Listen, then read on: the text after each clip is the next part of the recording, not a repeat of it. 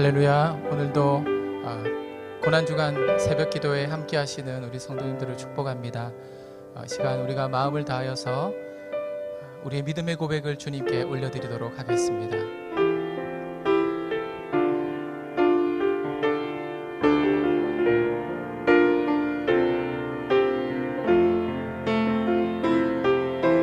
지존하신 주님 이름 앞에 모두 무릎 꿇고 다 경배해. 거룩하신 주님 보좌 앞에 엎드려 절하세. 예수는 그리스도, 예수는 그리스도, 예수는 주 하나님의 영으로 경배드리리. 다시 한번 지존하신 주님 이름 앞에 모두 무릎 꿇고 다 경배해.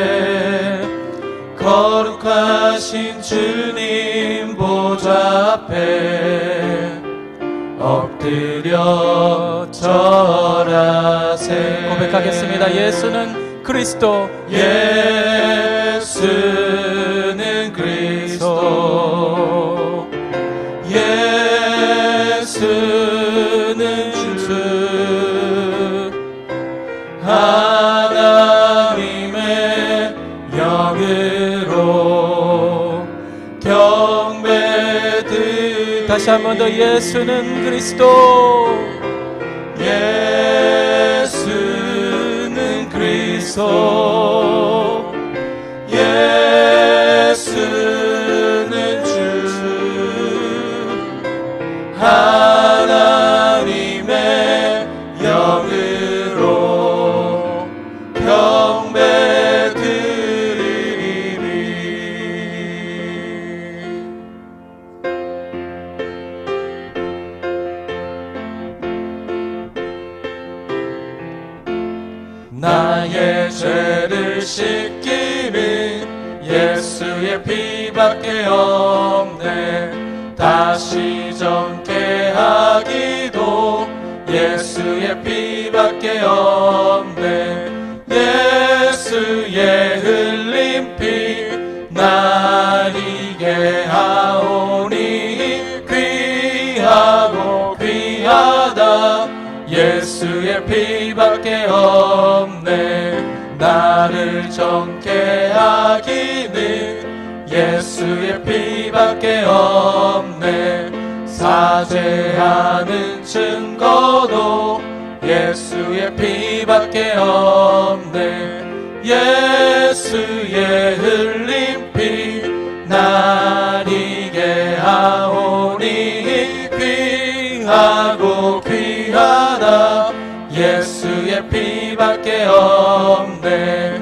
나의 죄 속하기는 예수의 피밖에 없네. 나는 공로 없으니 예수의 피밖에 없네. 예수의 흘린 피 날 이게 하오니 귀하고 귀하다. 예수의 영원토록 내 할 말, 영원토록 내 할 말. 예수의 피밖에 없네. 나의 찬미 제목은 예수의 피밖에 없네. 예수의 흘린 피 날 이게 하오니 귀하고 귀하다. 예수의 피밖에 없네. 예수 십자가에 흘린 피로써 그대는 씻기어 있는가. 더러운 죄 희게 하는 능력을 그대는 참을지 하는가. 예수의 보혈로 그대는 씻기어 있는가? 마음속에 여러 가지 죄악이 깨끗이 씻기어 있는가? 주 예수와 밤낮으로 늘 함께 그대는 행동을 하는가? 아무 때나 어디서나 그대는 십자가 붙들고 있는가? 예수의 보혈로 그대는 씻기어 있는가? 마음속에 여러 가지 죄악이 깨끗이 씻기어 모든 죄에 더러워진 예복을 주 앞에 지금 나와서서 샘물같이 솟아나는 보혈로 눈보다 더 이게 씻으라. 예수의 보혈로 그대는 씻기어 있는가? 마음속에 여러 가지 죄악이 깨끗이 씻기어 다시 한 번 더 예수의 보혈로 그대는 씻기어 있는가? 마음속에 여러 가지 죄악이 깨끗이 씻기어 있는가? 예수의 보혈로 그대는 씻기어 있는가? 마음속에 여러 가지 죄악이 깨끗이 씻기어 있는가? 주 나의 모습 보네 상한 나의 맘 보시네 주 나의 눈물 안에 홀로 울던 맘 아시네 주 사랑 내게 있네 주 사랑 내게 있네 그 사랑이 날 채우네 주 은혜 내게 있네 그 은혜로 날 세우네 세상 소망 다 사라져가도 주의 사랑은 끝이 없으니 살아가는 이 모든 순간이 주 은혜임을 나는 믿네 주 나의 모습 보네 상한 나의 맘 보시네 주 나의 눈물 안에 홀로 울던 맘 아시네 세상 소망 다 사라져가도 주의 사랑은 끝이 없으니 살아가는 이 모든 순간이 주 은혜임을 나는 믿네 다시 한 번 더 세상 소망 다 사라져가도 주의 사랑은 끝이 없으니 살아가는 이 모든 순간이 주 은혜임을 나는 믿네 주 은혜임을 나는 믿네 주 은혜임을 나는 믿네 하나님의 사랑이 영원히 함께하리 십자가의 길을 걷는 자에게, 순교자의 삶을 사는 이에게, 조롱하는 소리와 세상 유혹 속에도 주의 순결한 신부가 되리라. 내 생명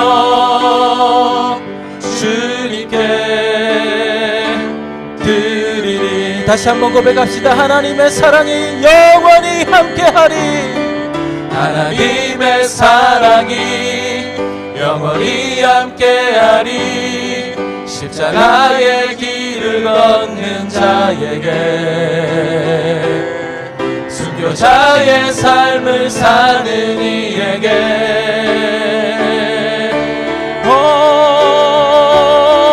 조롱하는 소리와 세상 유혹 속에도 주의 순결한 신부가 되리라. 내 생명 주님께, 내 생명, 내 생명 주님께, 다시 한 번 더 내 생명, 내 생명 주님께 드리리.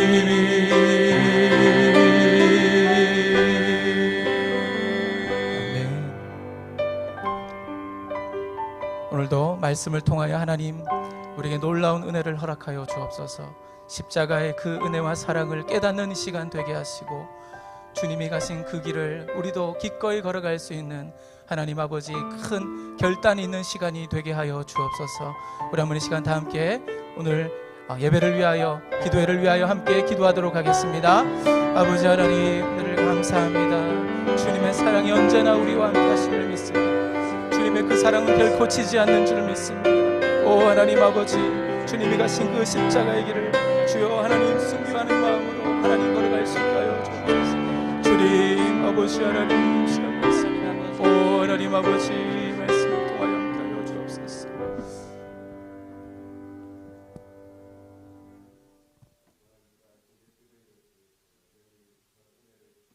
감사합니다. 또 이 아침도 하나님께서 우리 목사님을 통해서 우리에게 꼭 필요한, 또 이 어려운 시대에 우리의 영혼을 살리는, 또 주님 앞에 우리의 믿음을 새롭게 깨우는 귀한 이 아침 되도록 붙들어 주시옵소서. 예수님의 이름으로 기도하옵나이다. 아멘. 오늘 은혜 받으실 하나님의 말씀은 요한복음 19장 28절부터 30절까지 말씀이 되겠습니다. 요한복음 19장 28절. 그 후에 예수께서 모든 일이 이미 이루어진 줄 아시고 성경을 응하게 하려 하사 이르시되, 내가 목마르다 하시니 거기 신 포도주가 가득히 담긴 그릇이 있는지라. 사람들이 신 포도주를 적신 해면을 우슬초에 메어 예수님의 입에 대니, 예수께서 신 포도주를 받으신 후에 이르시되 다 이루었다 하시고 머리를 숙이니 영혼이 떠나가시니라. 아멘. 예수님이 이루신 것이란 제목의 말씀을 전해 주시겠습니다.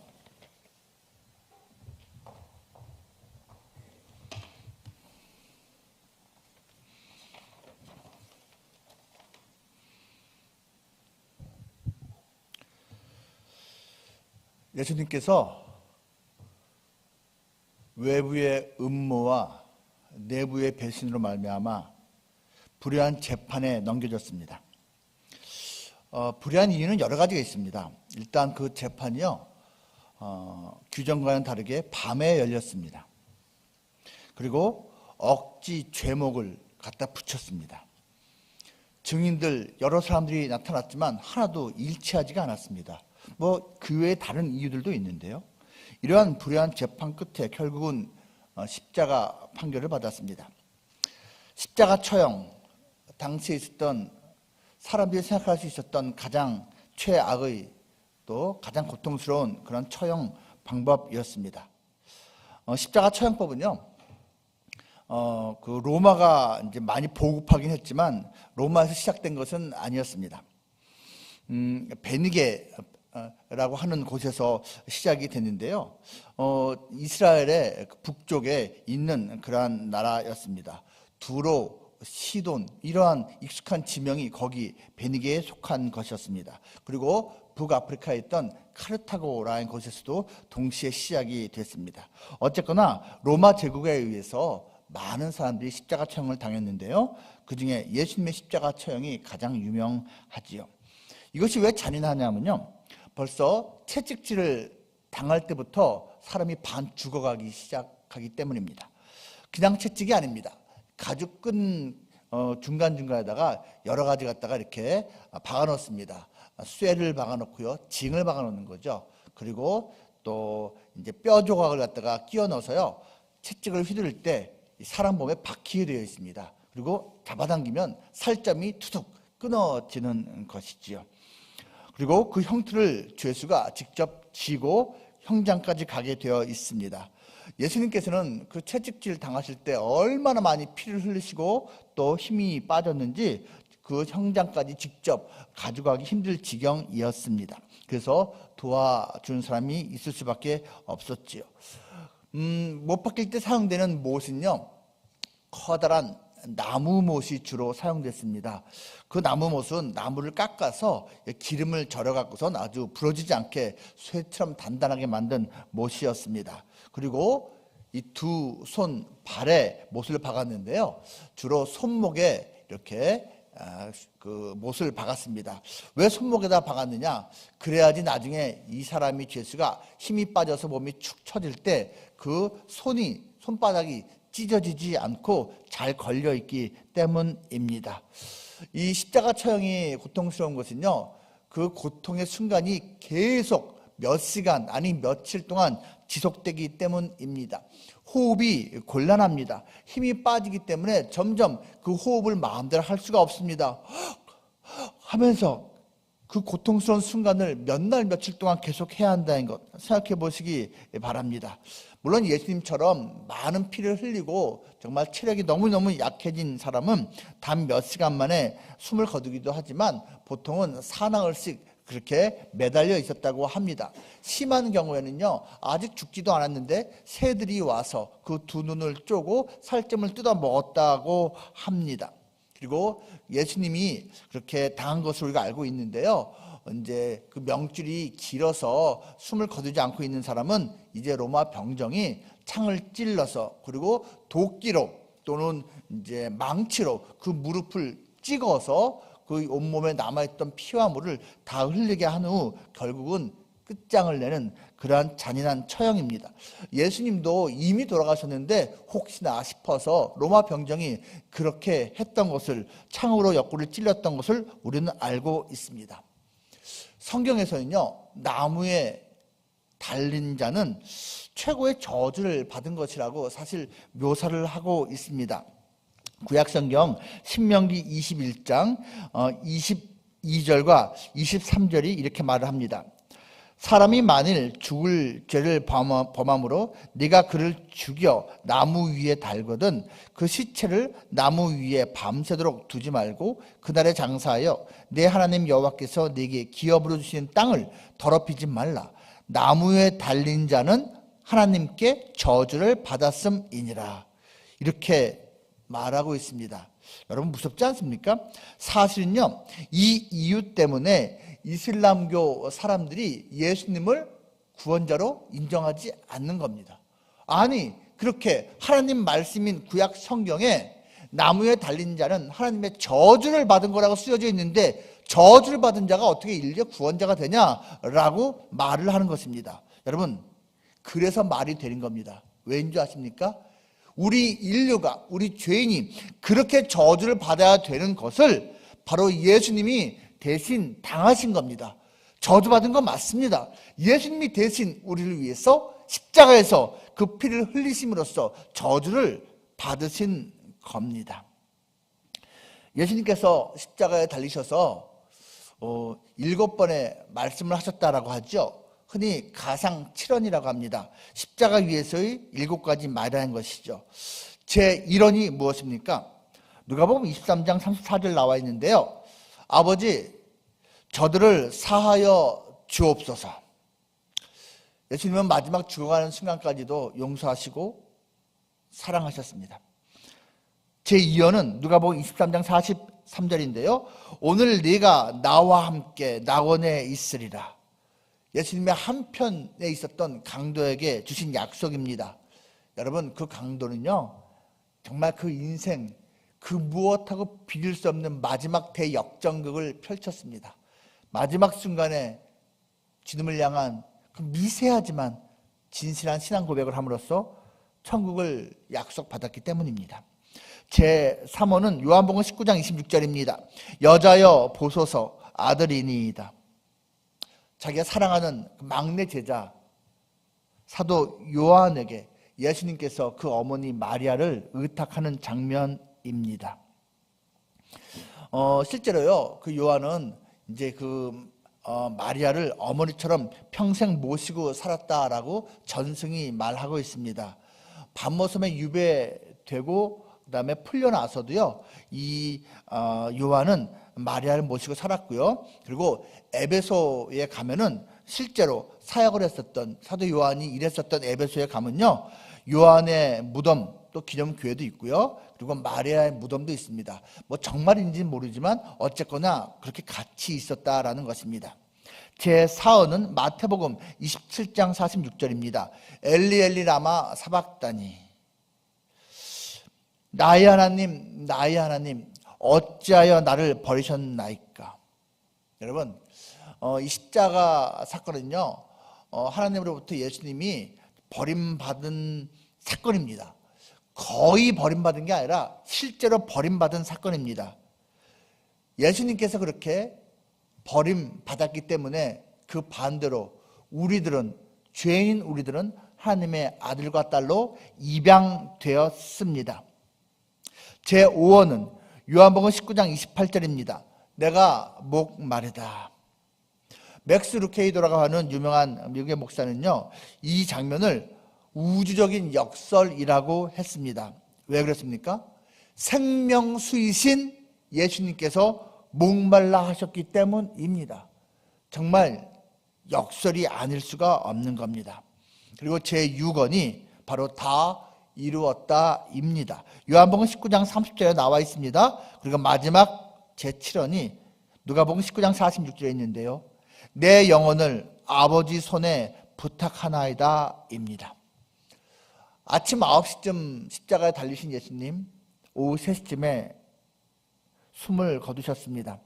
그때 온 세상이 캄캄해졌다, 흑암이 임했다라고 말을 하고 있습니다. 그리고 우리가 다 알고 있는 대로요, 그 성전의 휘장, 커튼이 찢어졌습니다. 위에서부터 아래로 쫙 찢어졌지요. 이 성전 휘장은 예수님의 육체라고 히브리서 10장이 말을 하고 있습니다. 여러분, 당시에 있었던 성전 휘장은요, 성소와 지성소 사이에 있었던 그 커튼이거든요. 그 두께가요, 우리가 생각하는 그 집에 있는 그 커튼이 아닙니다. 두께가 여러분 10cm 가까이 되는 엄청난 휘장입니다. 이건 사람의 손으로 찢을 수가 없습니다. 이거는 어떠한 엄청난 힘에 의해서 찢어지는 것이고, 그리고 밑에서부터 사람이 찢은 것이 아니고 위에서부터 하나님께서 찢으신 겁니다. 아시죠? 1년에 단 한 차례 유대인들의 달력으로 7월 1일 대속죄일에 대제사장이 그 희생제물의 피를 가지고 그 지성소로 들어갑니다.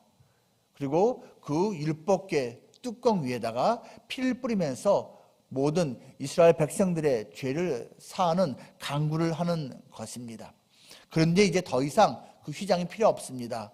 누구라도 제사장처럼 그렇게 하나님 앞에 담대히 나아갈 수 있도록 되었기 때문입니다. 다 이루었다. 이것을 헬라어 언어로요, 테텔레스타이라고 하는데요. 여러분 많이 들어보셨을 겁니다. 이 테텔레스타이는 여러 가지 측면에서 당시에 쓰이고 있었던 그러한 용어입니다. 예를 들면 이거예요. 종이 주인에게 자기가 맡은 사명을 다 완성했습니다. 성취했습니다 라고 보고할 때 쓰는 말입니다.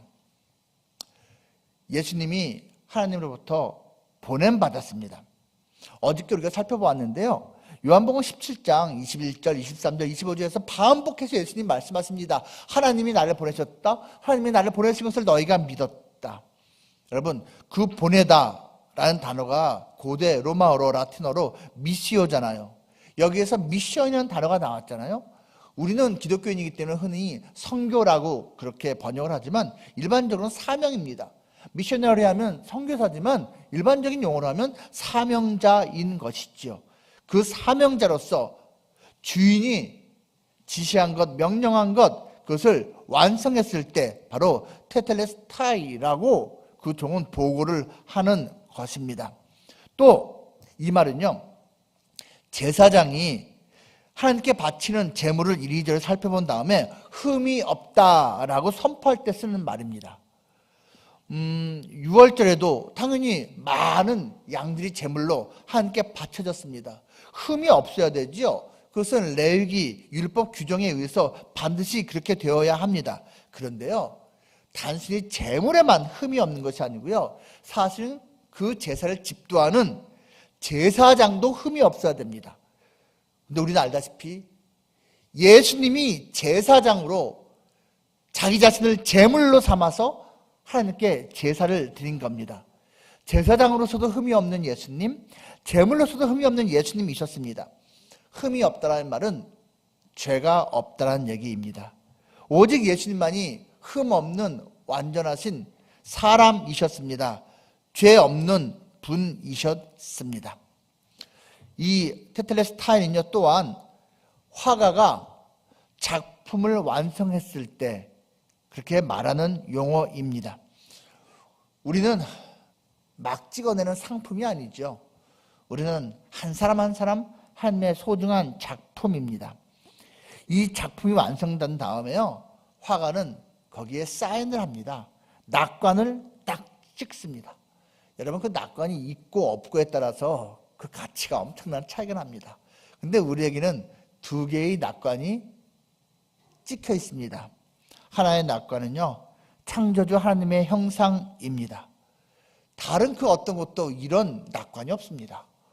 여러분, 어떤 피조물에도 심지어 천사에도 우리가 가지고 있는 하나님의 형상이라는 낙관 없습니다. 또 한 가지, 우리처럼 예수 그리스도를 영접한 사람들에게는요, 구원자 예수님의 낙관이 있습니다. 성령의 인치심이 있다라는 것입니다. 여러분, 이 낙관이 뭔지 아시죠? 어떤 소, 이렇게 다른 가축에 사실 주인을 나타내는 낙관이 찍히곤 하는데요, 그게 무슨 뜻이죠? 너는 내 것이다. 너는 내 것이다. 그렇게 하나님께서, 예수님께서 우리를 지명하여 부르시고 너는 내 것이라고 선포해 주신 거예요. 이 테텔레스타이가 그러한 것을 또한 의미하고 있는 것입니다. 한 가지 더요. 이 말은 상인이 거래가 끝났을 때 그 돈을 다 지불했을 때 말하는 용어입니다. 우리도 사실 공짜로 우리가 구원받은 것 같지만 하나님이 대가를 치르셨습니다. 값을 다 치르셨습니다. 여러분, 피 흘림이 없은즉 죄사함이 없습니다. 그 죄의 값을 우리가 치러야 되는데 예수님이 대신 치르신 것입니다. 하나님께서 인간의 용어를 빌자면 딜레마에 빠지셨습니다. 어떤 딜레마요? 이럴 수도 없고 저럴 수도 없는 딜레마입니다.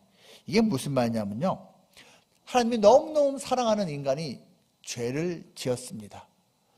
하나님의 사랑에 의하면 인간은 모두 영원한 하나님의 나라에 들어가야 됩니다. 그런데 하나님의 공의에 의하면 그 죄는 반드시 지옥에 가야 됩니다. 그런데 이 천국의 대상과 지옥의 대상인 사람과 죄가 결합을 하고 만 것입니다. 만약에 이 죄인을 그대로 천국으로 데려가면 천국에 죄가 같이 있는 거예요. 만약에 이 죄인을 지옥에 그냥 보내버리면 하나님이 사랑하는 그 사람이 그냥 지옥에 가는 거예요. 딜레마입니다. 근데 하나님께서 이것을 어떻게 해결하셨습니까? 그 죄와 사람을 분리하는 겁니다. 사람은 사람대로, 하나님이 원래 계획하신 대로 저 천국으로 데려가는 것이고, 죄는 죄대로 지옥으로 멸하는 것입니다. 그리고 인간도 또한 딜레마에 빠지고 말았습니다. 여러분, 어떤 딜레마에 지금 이 인간이 빠졌습니까? 결자해지입니다. 묶은 사람이 그것을 풀어야 되는 것이거든요. 이게 공의입니다. 인간은요, 죄를 지었습니다. 그러면 누가 그 죄를 해결해야 됩니까? 인간입니다. 이게 문제예요.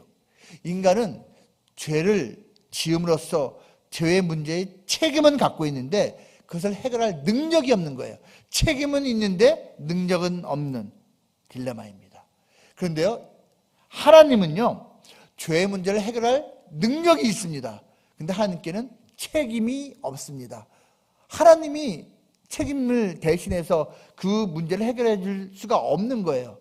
그래서 이 딜레마를 해결하기 위해서 하나님이신 예수님이 인간으로 오신 겁니다. 인간으로서의 예수님이 인간으로서의 책임으로 죄 문제를 담당하셨고요.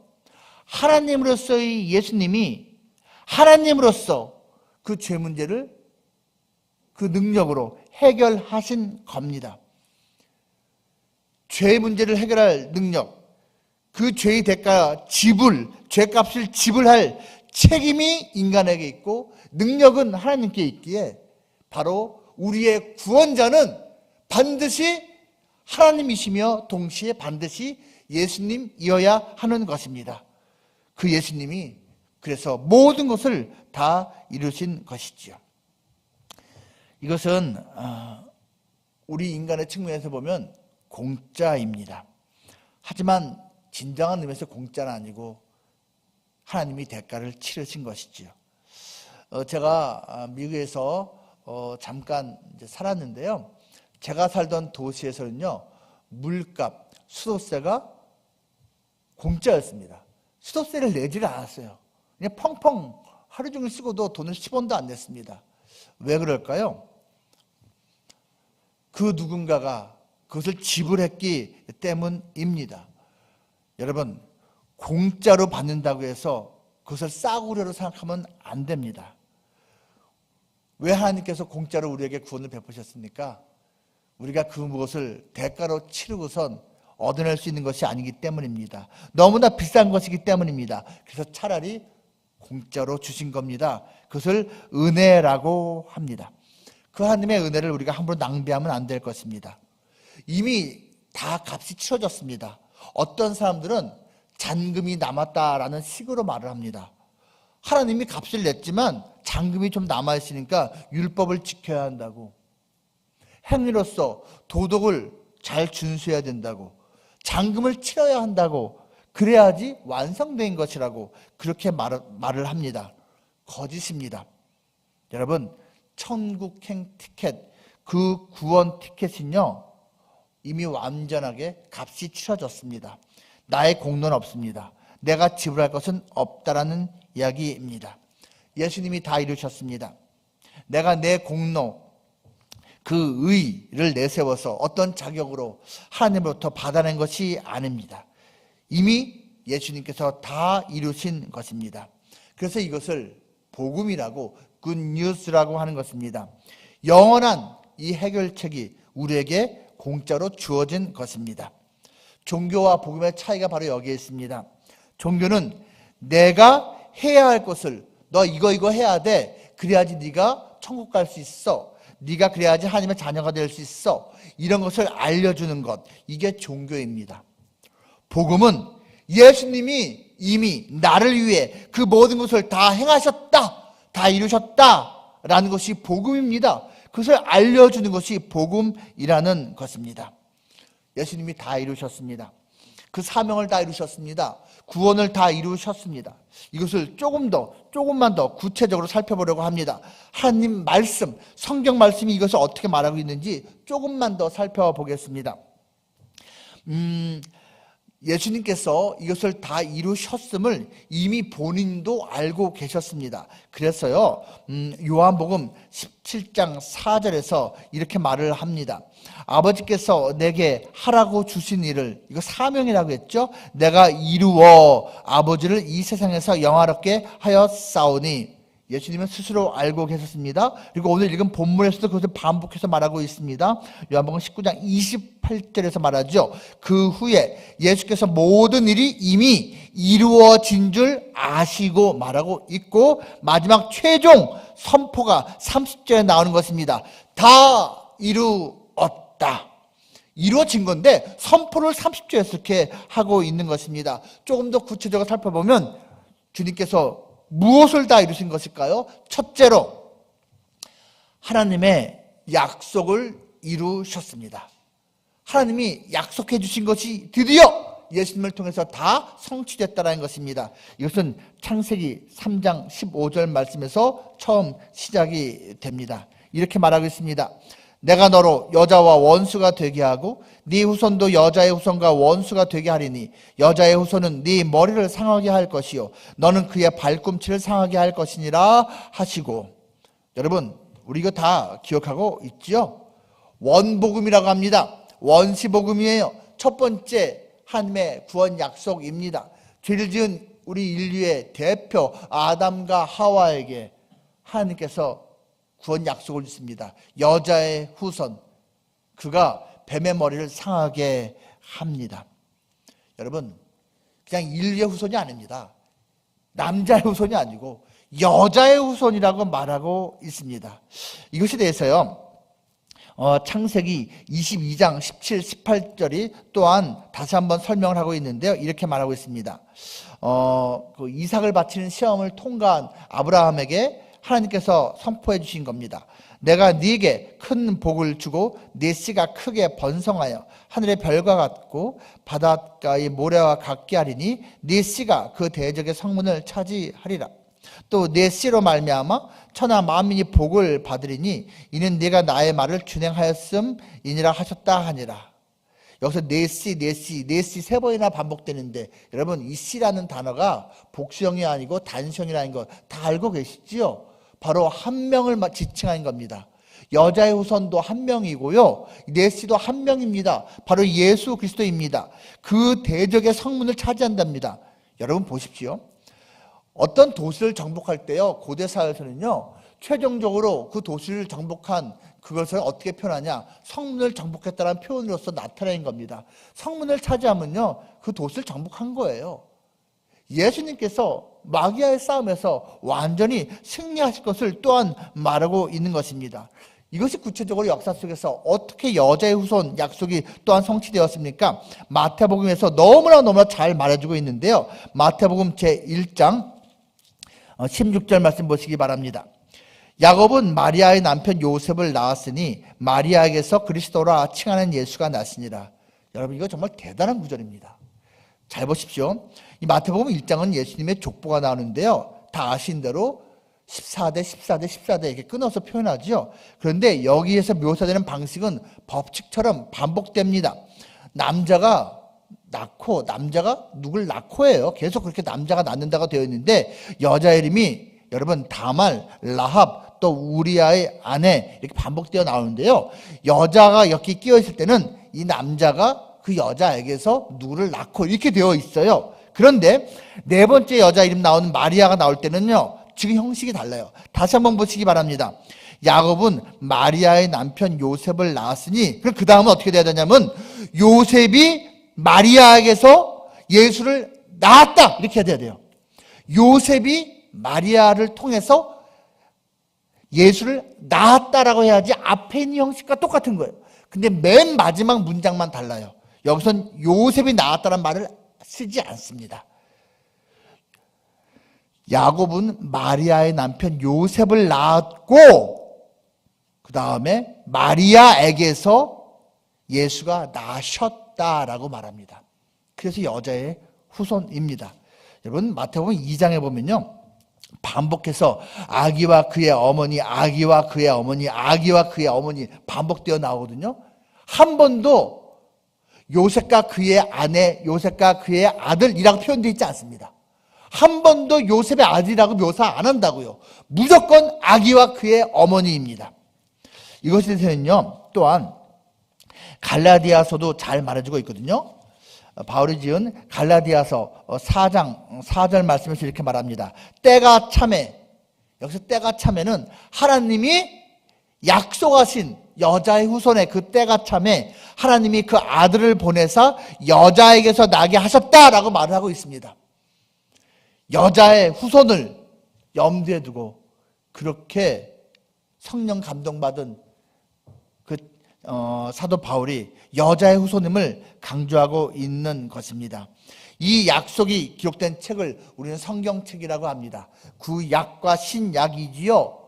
옛 약속과 새 약속입니다. 구약은 오실 메시아에 관한 책이고 신약은 오신 메시아 그리고 다시 오실 메시아에 관한 책입니다. 구약과 신약이라는 그 내용을 하나님이 주셨고 그 하나님의 약속을 예수님이 다 이루셨습니다. 예수님이 또 무엇을 이루셨습니까? 둘째로 하나님의 계획을 이루셨습니다.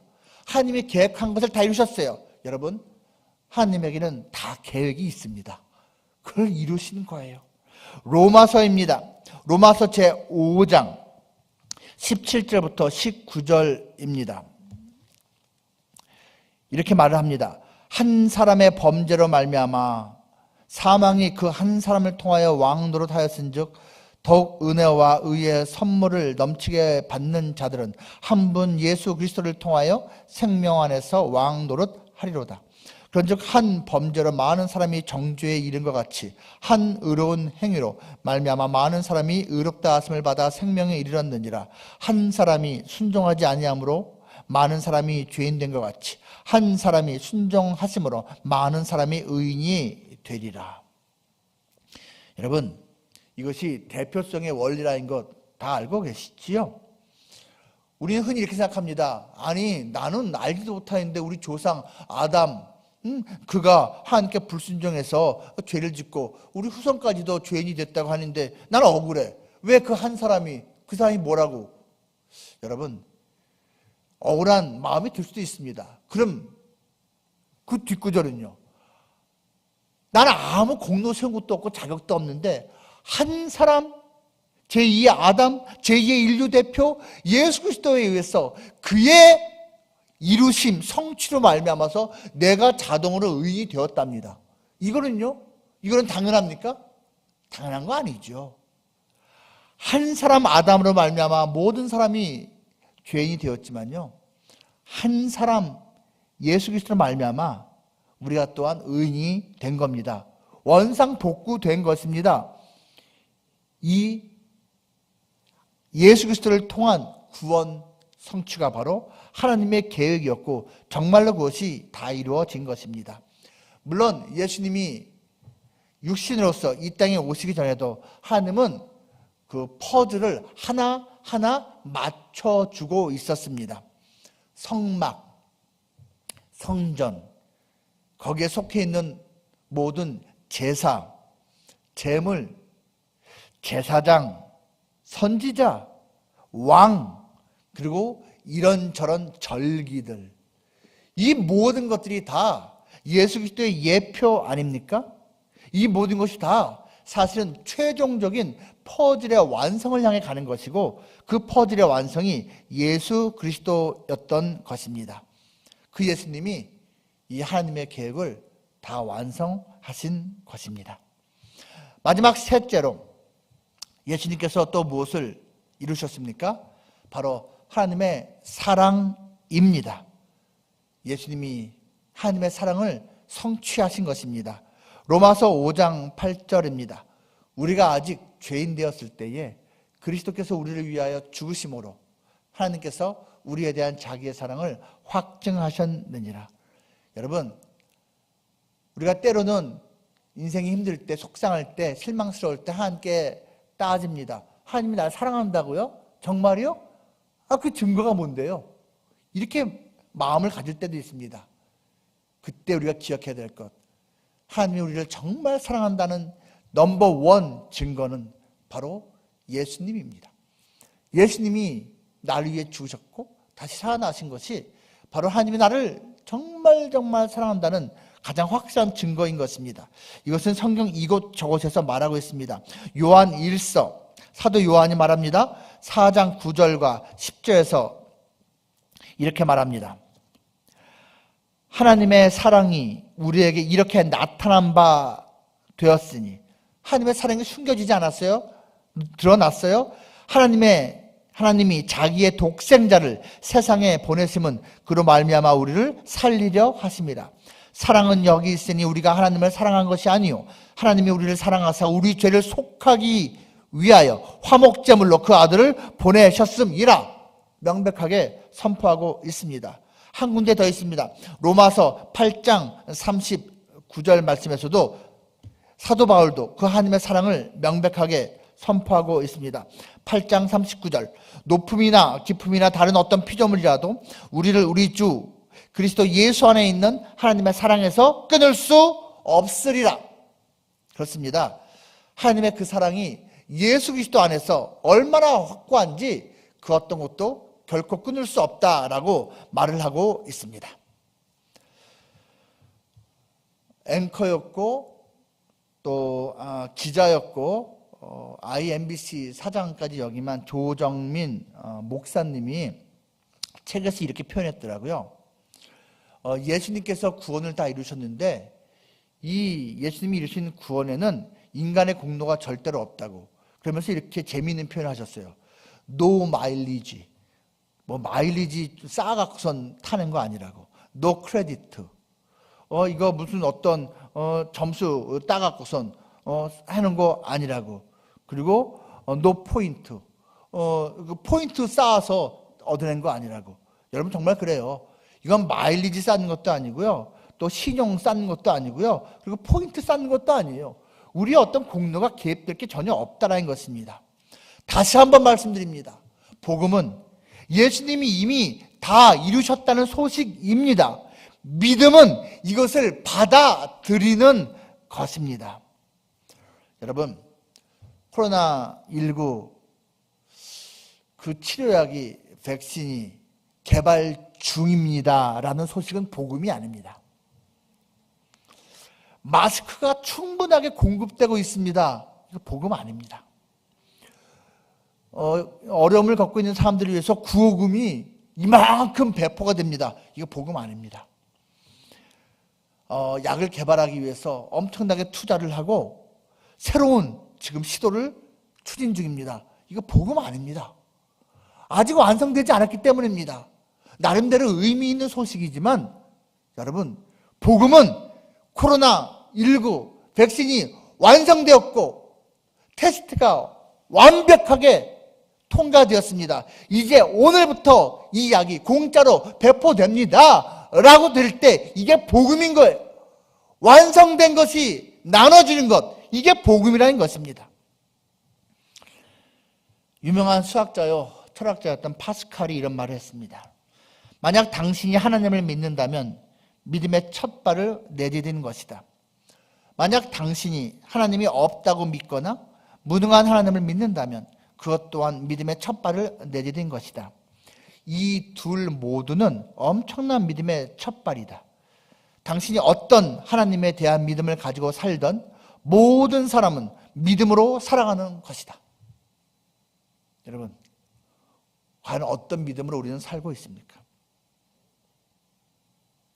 예수 그리스도, 우리의 구원을 완전히 이루신 그 예수 그리스도를 믿는 믿음만이 우리를 천국으로 이끌 것입니다. 제가 목회를 처음 배웠을 때 외국인 근로자 사역을 했습니다. 이 땅에 들어와 있는 제3세계에서 온 외국인들 전도하는 거예요. 무슬림, 시크교도, 힌두교도, 불교도, 무슬론자들 참 다양한 외국인들이 우리나라에 들어와 있거든요. 이 사람들 전도하는 거 정말 보람 있고 기쁜 시간이었습니다. 한 번은요, 이제 전도되어서 교회에 나오고 있었던 어떤 인도 형제 하나가 저한테 부탁을 하는 거예요. 당시 전도사였는데요. 전도사님, 제 친구가 드디어 나처럼 한국 코리안 드림으로 이 땅에 오게 됐습니다. 근데 이번 오는 일요일 날 오후 몇 시에 옵니다. 죄송하지만 그 친구 좀 이렇게 픽업해주면 안 될까요? 그리고 그 친구를 갖다가 이렇게 맞이해서 그 친구도 나처럼 이렇게 교회 나오면 좋겠습니다. 그렇게 말을 했어요. 정말 좋다, 기쁜 소식이죠. 그래서 이제 저는 직접 못 나가고요. 예배를 인도해야 되니까 봉사하시는 그 집사님 한 분에게 요청을 해서 당시에는 김포공항이었습니다. 그곳으로 내보냈습니다. 그런데 돌아올 시간이 지난 것 같은데 연락이 없는 거예요. 한참 후에 그 집사님한테 연락이 왔습니다. 내용이 이겁니다. 전도사님, 기다려도 안 와서 이게 무슨 일인가 싶어서 알아봤는데 큰일 났습니다. 무슨 일인데요? 아니, 그 친구가요, 도착한 건 맞는데요, 입국 심사할 때 그만 리젝트를 받았대요. 패스가 아니고 거부, 리젝트, 그 도장을 받았답니다. 아마 준비한 서류 중에 뭔가 하자가 있었나 봐요. 근데 문제는 리젝트 도장이 꽉 박히는 순간 그걸 보고 그 친구가 그 자리에서 심장마비로 죽었어요. 여러분, 지금도 그렇겠지만 20여 년 전에는요, 코리안 드림을 가지고 올 때, 인도에서 올 때는요, 자기 돈만 모아서 올 수가 없습니다. 브로커한테 그 돈을 주고 와야 되는데, 그 돈을 모으기 위해선 일가, 친척, 동네 사람들 돈을 이만큼 저만큼 모아갖고서 오는 거거든요. 엄청난 부담으로 오는 거라고요. 물론 와서 이제 한 2, 3년만 지나면 빚도 갚고 부자도 될 수 있는 거긴 하지만 엄청난 대표성을 갖고 부담을 안고 그 돈 모아서 왔는데 아무 소용이 없게 된 거예요. 리젝트 도장을 받는 순간 얼마나 놀랐는지 심장마비로 죽고 말았어요. 여러분, 실제 했던 이야기입니다. 우리가요, 반드시 죽습니다. 그 외엔 심판이 있습니다. 하나님 앞에 섭니다. 우리는 당연히 교회 다니니까 천국 들어갈 것을 기대하고 그렇게 올라가겠죠. 근데 입국 심사가 있습니다. 그 입국 심사대에서 우리가 통과되느냐 마느냐, 여러분 뭐로 결정될 것 같습니까? 천국 비자 뭘 것 같습니까? 나의 선행이요? 봉사 시간이요? 헌금 액수요? 착한 마음이요? No. 이거 아무리 준비해봤자 통과 못합니다. 우리가 천국 입국 심사대에서 통과되는 비자는 딱 하나입니다. 예수 그리스도. 예수 그리스도라는 그 하나의 비자만 있으면 무조건 통과합니다. 다른 거는 다 있어도 통과 안 되고요. 예수 그리스도라는 비자 하나만 있으면 무조건 통과입니다. 믿기 힘들다고요? 그래서 복음이라고 하는 겁니다.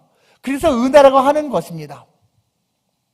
여러분, 이 하나님의 은혜 지금 받아들이고 있습니까?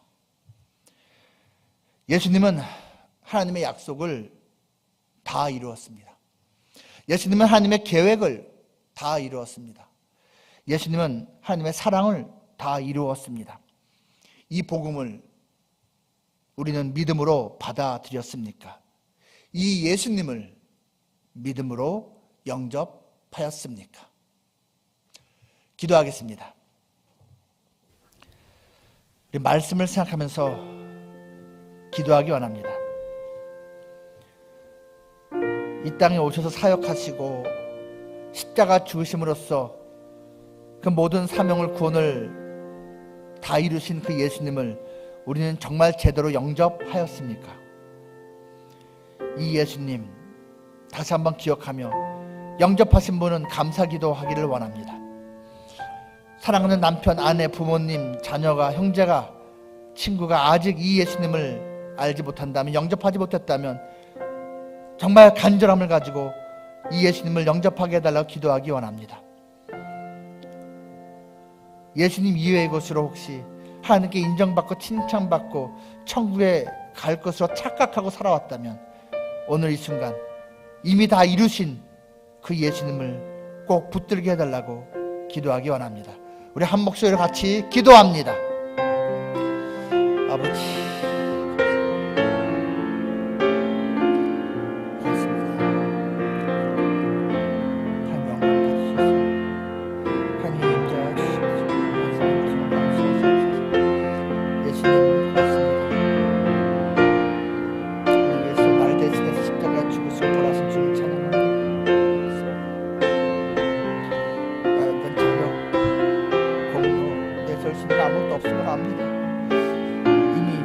사명을 구원사 이루신 예수님 고맙습니다. 예수님 붙잡습니다. 예수님 영접합니다. 영광 받으셔서 주님 사랑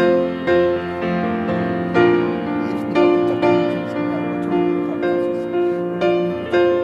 예수님 사랑으로 살게 하소서. 오늘과 주님 입을 서 있게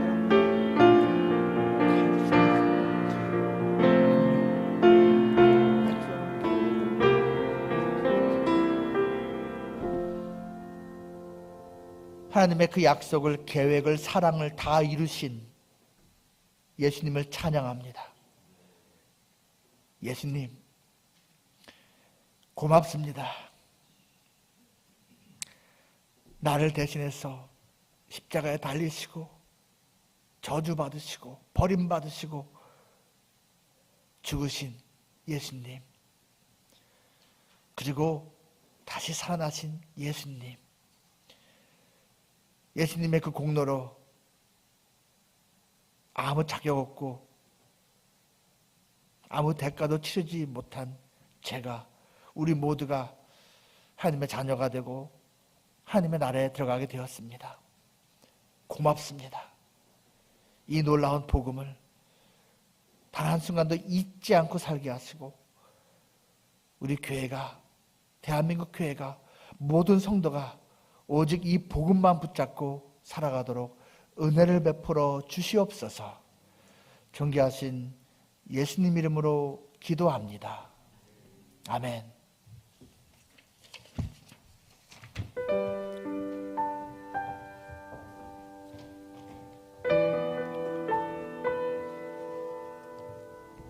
예수님만이 복음입니다. 예수님께서 이루셨습니다. 하나님의 구원의 약속을 이루셨고, 또 하나님께서 우리를 또 구원하시려는 계획을 또 완성하셨고, 또 사랑을 이루셨습니다. 예수님만이 복음이고 예수님 안에 구원이 있습니다. 오늘 말씀을 통해서 더 확실하게 또 예수의 복음을 알게 돼서 감사합니다. 하나님, 먼저 제가 이 예수 복음을 정확하게 알고 또 주님을 영접하고 또 구원의 확신 가운데 거하게 인도해 주시고, 또 주위에 예수님을 모르는 사람들에게 유일한 예수 복음 잘 전하여 생명을 살리는 우리들이 되게 해 주시옵소서. 모든 성도들 참 주 안에서 이 복음에 확실히 서도록 인도해 주시기를 간절히 원합니다. 이제 한 번 더 우리 말씀을 생각하면서 예수님께서 이루신 그 복음 분명히 알고 온전히 믿어 주님의 구원의 확신 가운데 거하도록 주님 우리를 도와주시옵소서. 한번 기도하겠습니다. 아버지 하나님, 우리를 또 예수의 생명의 복음을 바르게 알게 하시고 예수님을 온전히 영접하게 하시고, 주님 믿습니다. 하나님, 누구의 힘으로도 저희 생명의 복음을 듣게 하시니 감사합니다. 아버지, 나 같은 주님을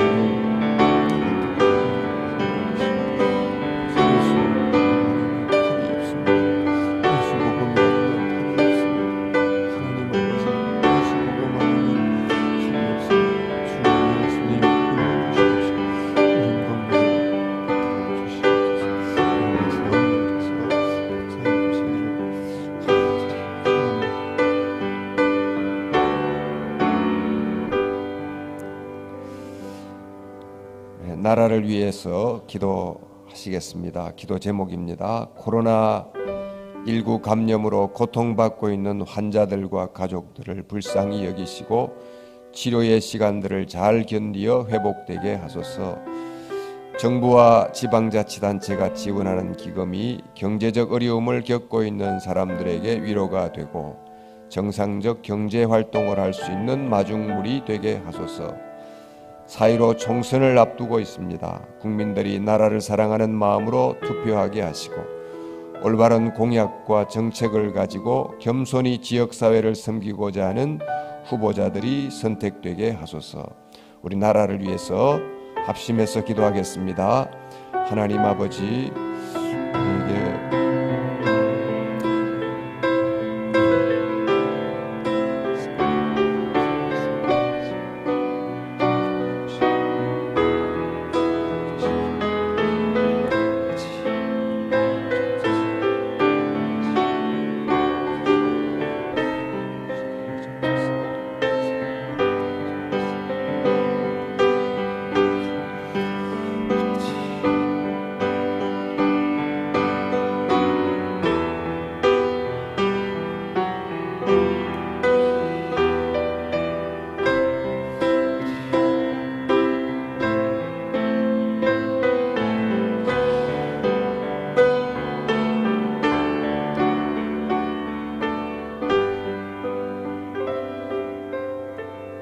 교회를 위한 기도 제목입니다. 두려움이 만든 과장된 현실에 속지 않고 우리를 사랑하고 인도하시는 하나님을 바라봄으로 불안과 두려움을 이기게 하옵소서. 함께 예배드리지 못하는 안타까운 상황 속에서 더욱 간절한 마음으로 예배하고 3.3.1 운동을 통해 일상에서 하나님께 더 가까이 나아가게 하소서. 세계 각지에서 사역하는 선교사님들의 안전을 지켜주시고 위기의 때이지만 선교 사역을 지혜롭게 감당하게 하소서. 육신의 고통으로 아파하며 마음의 상처로 쓰러지고 경제적 압박으로 두려워하며 절망 가운데 있는 연약한 성도들을 어루만져 주셔서 치유와 회복의 역사가 있게 하소서. 교회를 위해서 또 가정을 위해서 또 개인을 위해서 기도하는 시간을 갖겠습니다. 함께 기도하겠습니다. 하나님 아버지,